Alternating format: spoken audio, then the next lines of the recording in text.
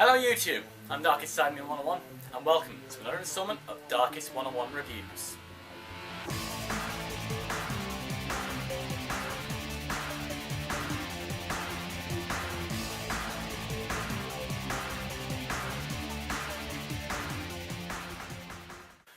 Okay, first of all I'm going to have to apologise for the delay in this review because real life, it gets in the way of shit. So anyway, before I continue, let's talk about horror, shall we? Horror movies have been around for years, and by years I mean at least a century. I'm serious, the horror movies have been around since the silent movie era. Since then, the face of horror has changed and warped many times over. Hollywood for a long time in the early part of the 20th century was the big name in horror, before it moved on to the mastery and craftsmanship of British film studio Hammer. The latest changes in horror came about with independent films like the Texas Chainsaw Massacre, Night of the Living Dead and Halloween. Since then, I feel horror has been on a downward slide, using less creativity in its scares and more gore, which is most prominent in the Saw franchise, hence its nickname torture porn. There are a few standouts from these, but as you can probably tell, I do not have a sort of taste for these modern horror films. So while I feel horror may be declining in movies, how about in video games? There are some good, small, independent games out there for the horror genre which give some genuinely good scares. Most prominent of which is of course Slender and Amnesia. However, the bigger console games follow the same trend as the movies, spicing things up with needless gore. One such game is the 2010 multi-console release, Splatterhouse. A beat-em-up game with a horror twist. Splatterhouse wasn't scary, to be honest, and the gore was hardly realistic. So, does this devalue the game? Of course it does, but we're going to review it anyway. So, in Cooper style, the game opens in the middle of something, leaving us to piece together just exactly what the fuck happened. So we find the protagonist bleeding and dying on the floor. If you're wondering why I don't refer to him as his name, it's because I, honest to God, can't remember what he's called. I don't know, that's why I don't care. I'm gonna have to think of a name for him, aren't I? How about I just call him Bruce Banner Jr.? You'll get that joke in a second. So, Bruce Banner Jr. receives an offer from a mysterious object known as the Terror Mask. Wow! The Terror Mask! How creative! What an ingenious name! I wonder what other masterpiece of wordsmith they rejected. Because it really doesn't matter, because the Terror Mask has the same effect as the spooky face.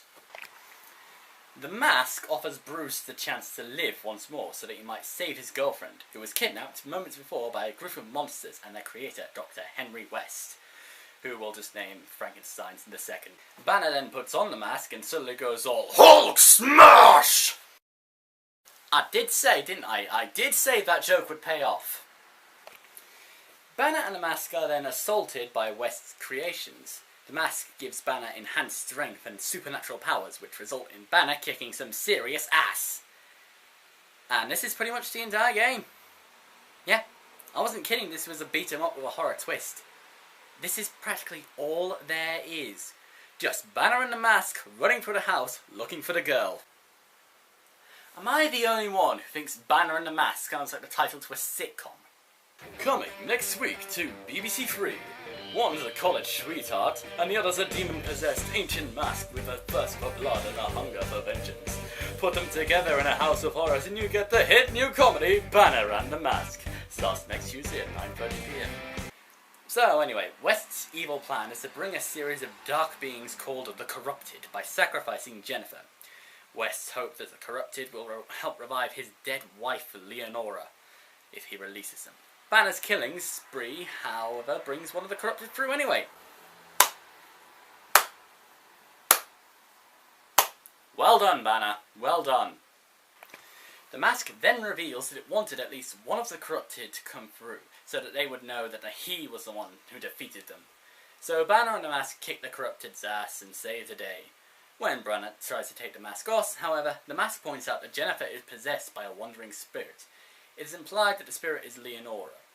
And this concludes Splatterhouse. If you have an issue with the length of this review, don't take it up with me. Take it up with the game. I mean, Really? Is this what horror games are all about now? This isn't horror, this is Mortal Kombat with a plot. And even then, it isn't much of a plot. There's really not that much to say about this game, really.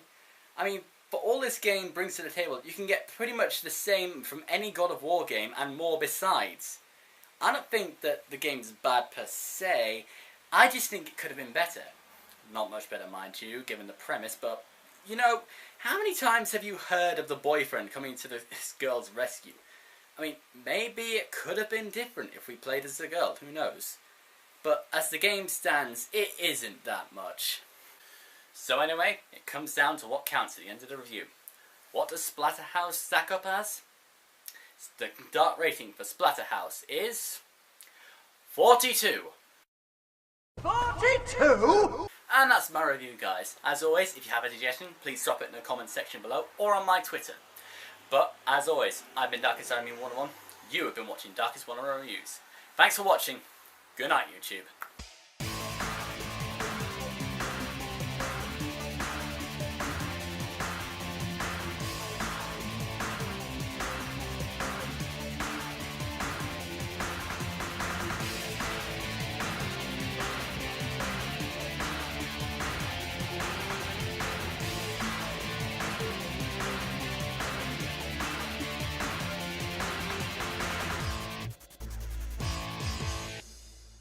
Fucking hell, this coat makes it hot.